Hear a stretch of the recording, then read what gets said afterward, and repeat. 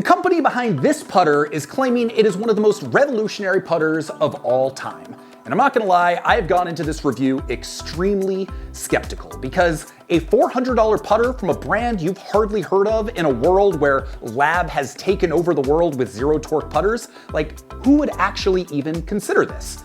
And honestly, now that I've spent some time with it, you might actually consider this. This is the Performance Golf RS1, and today I'm gonna tell you all about it, what I like, what I don't, my skepticism around it, and also what it's been like to use in the real world. So if you are trying to improve your putting game and you want some technology that, well, hasn't necessarily been done before, keep watching. Today's video is for you. Okay, so first I wanna start with the skepticism around this putter. You know, my skepticism mostly comes from the fact it is done by Performance Golf. Now, you may not have ever heard of Performance Golf, but if you have, it's probably because you have received a barrage of ads or emails from them. The people at Performance Golf are some of the best marketers in the golf industry, which has always kind of put me off a little bit. I've always been a little hesitant to promote any of their stuff because some of it can sometimes come across as, you know, buy this gimmicky thing and it's going to completely fix your golf game. So up to this point, I've only done a proper review around one Performance Golf product. It was called the One Wedge. I reviewed it a couple years ago, and the essential idea was, without having to do anything crazy, without having to adjust your swing, all you have to do to get out of bunkers or deep rough is just make your same basic chipping swing, and it'll pop the ball right out. And to my surprise, even though this club was kind of funny looking, it actually worked really well. As someone who historically has had a hard time hitting out of bunkers, this thing was actually useful for me. So they have a whole suite of products, they have a whole suite of courses and training aids, and honestly, I would guess most of it actually is pretty good, but because of the marketing, I personally have always just been a little skeptical. Well, then I heard about this putter. And again, going into it with a heavy dose of skepticism, I said, you know what, that sounds kind of interesting. Yeah, I want to try this out. I want to see if it actually lives up to expectations. And lo and behold, this thing is actually really interesting and really good. So as you're watching this review, just kind of keep in mind, Performance Golf, very good at marketing. They're gonna get you one way or another, but they also do make some products that are really good, despite my kind of hesitations because everything is so marketing heavy and sometimes maybe a little hyperbolic. But in the case of this putter, I actually think that a lot of the claims are founded, and after putting with it, I've been really impressed by what I've seen. So let's talk about what that looks like and what makes this thing so special. Okay, so the first thing you should know about this is it was designed by Chris McGinley. So Chris has been in the golf world for decades. He has worked with multiple #1 players to help them with their equipment. He's designed multiple putters for some of the biggest brands in golf. And this is the product he's always kind of wanted to do because he knows the physics made sense, but hadn't had the opportunity until now. So that right there, knowing he was behind this, kind of said, okay, that opens me up a little bit. That's good to hear. It's not just some like random product that some factory in Asia built. There was a lot of engineering that actually went into this thing. First impressions are it's a unique looking putter, but honestly, I actually kind of like the look. In a world where putters are looking weirder and weirder, you look at like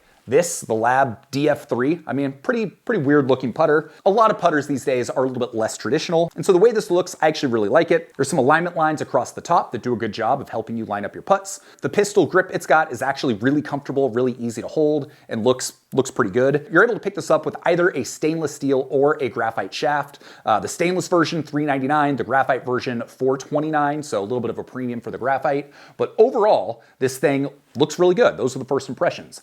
But it's once you actually hold it in your hands and you stand over a ball and you putt a ball, that's where you really get a sense that something is different. But before we get into what it feels like to roll a putt, let's talk about what the premise is of this and what makes this different. So most golfers, they don't necessarily miss their putts because they misread them. They miss putts because the face isn't square at impact. Even just slightly open or slightly closed is going to result in a missed putt. So the goal of this putter is simple. It's to make it easier to keep the face square without having to think about it, without having to change anything in your stroke. So this is where their new technology comes in. They call it forward axis weighting. So with most putters, the weight is going to be fairly centered in the putter, if not maybe slightly behind the shaft. But with this putter, 75% of the weight is in front of the shaft, and so what that does is it changes the way the putter wants to move. So essentially, because all the weight is up in the front, it's keeping the club from wanting to twist open or twist close during the putting swing. So you pull it back, and gravity basically just brings it through, keeping the face square. Or at least that's the premise, that's what they say it's supposed to do. So with this putter, I think they said there were like 9 different design elements that were all put in place to help keep this face square impact. The big one, obviously, is that 75% weight distribution in the front. One of the other ones that I think is kind of interesting is that this has a 74-degree lie angle, which is 4 degrees more than it is on a standard putter.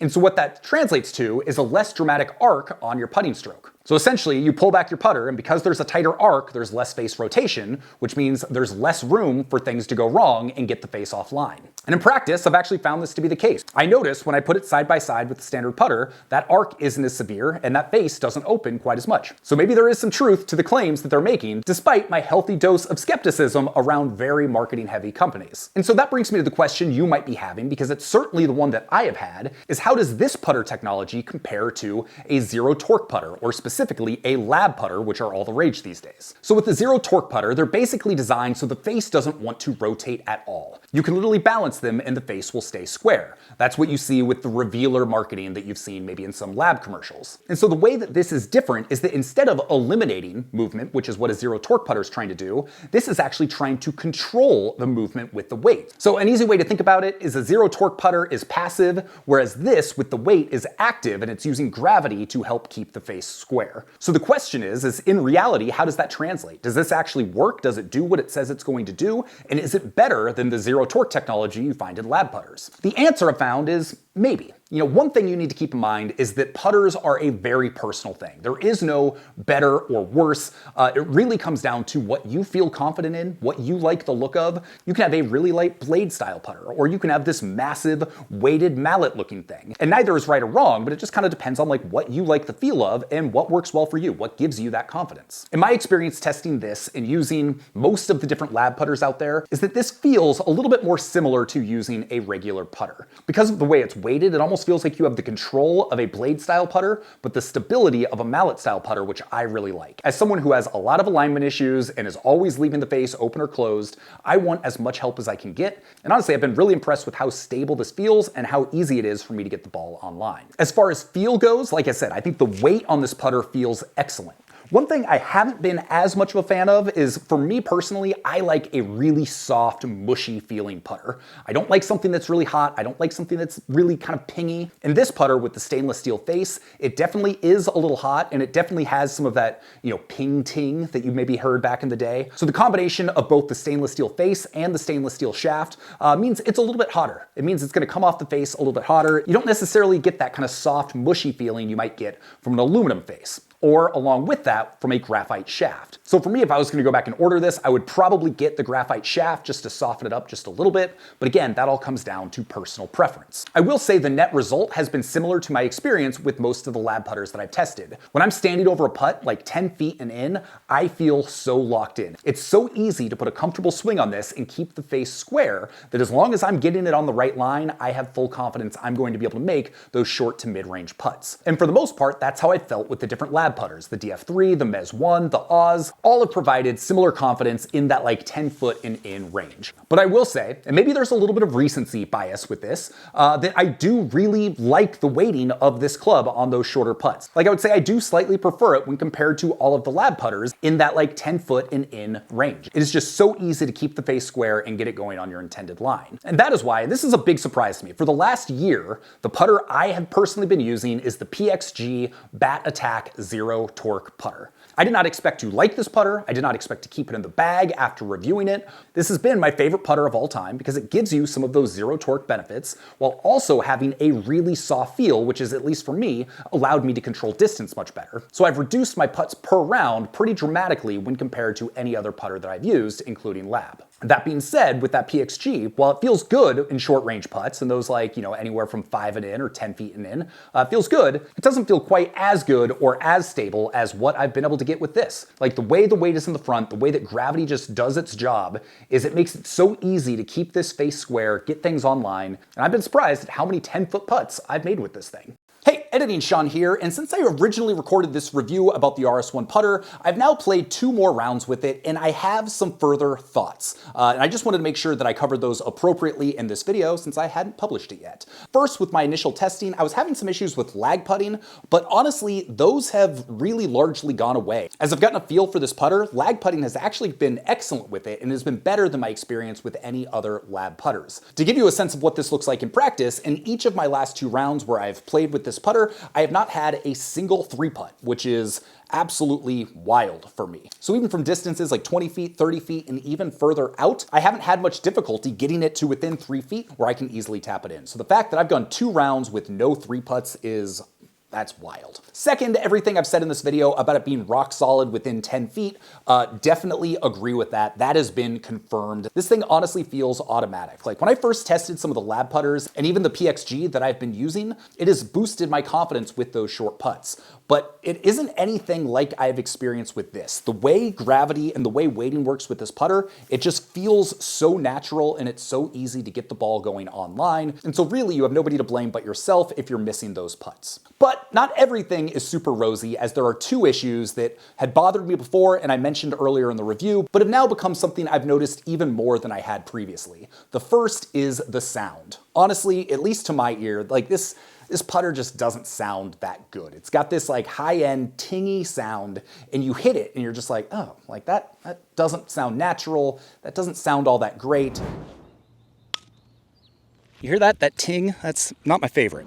I'm willing to live with it because the results it's been giving me so far have been very good, but it's definitely something I notice with every putt, and it's even something some of my playing partners have noticed and commented on as well. The second downside I've had, and this is something that kind of goes along with the sound, is it just doesn't feel that great. Don't get me wrong, the weight, the grip, swinging the club, everything about the putter in that regard I think is excellent. But when you're actually making contact with the ball, it just doesn't feel awesome. Like I said, I like a really soft, mushy putter face. You don't get that experience with this putter. It feels kind of hard, it feels kind of tingy, and when you factor in that feel with that sound, it's not something that I love. But I do love the results of the putts. I've been holing more putts, I've been getting better lag putts. Honestly, the performance has been as good as anything I've ever used, but the feel and the sound, that's just not quite it for me. Okay, I think everything else was covered in the video, but after 2 more rounds and a bunch of time spent on the putting green, I really wanted to kind of reiterate that, as I think all of that summarizes my key takeaways with this putter. Lag putting, great. Short putts, great. Stable, performs.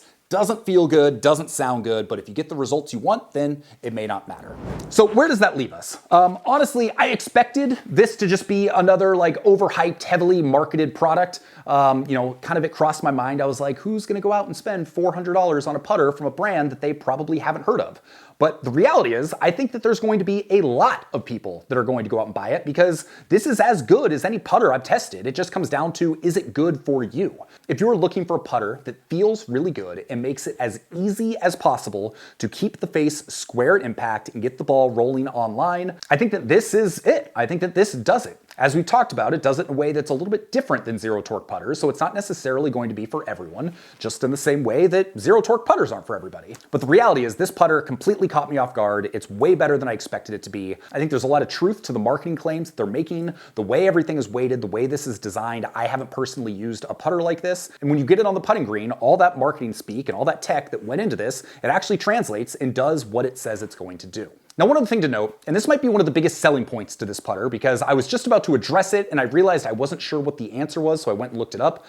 My concern is that because a putter is such a personal thing, not being able to hit a putter first and watching a review like this and then going and buying a $400 putter, well, you're taking a pretty big chance. And for a lot of people, if you get that and you spend that money and it's not what you expect it to be, then that's going to be really disappointing and leave you with a bad experience. And so I was curious what the return policy was on this. And I was expecting it was going to be like 14 days, maybe 30 days, money back guarantee if you don't like it or whatever. Well, the reality is I just looked this up now.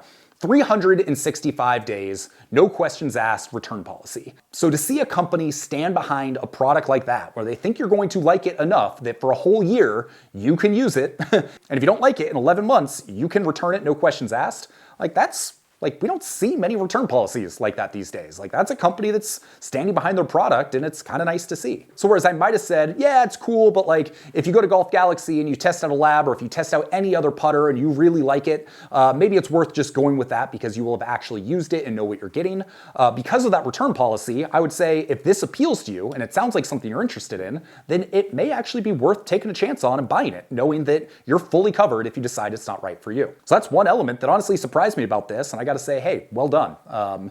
Putting your money where your mouth is. We don't always see that when it comes to consumer products these days. So all that to say, should you buy this putter? If it sounds appealing to you, I would say honestly, yes. When I first got this, I expected to use it a couple times and say, you know what, this isn't any good, this isn't for real, I'm not gonna do a video about this. But I've been impressed enough by this putter to say, yeah, if this sounds interesting, if this sounds appealing to you, then it's worth giving it a shot. It's honestly really good. Still need to dial in those lag putts. Still wish for me that maybe it had a softer aluminum face, but overall, this thing is really, really good. I'm gonna keep using it for my next few rounds, and I'm gonna compare it to my PXG that I typically use and see if it's actually shaved strokes. And once I've done that, I will make sure to update my written review, which you can find linked below.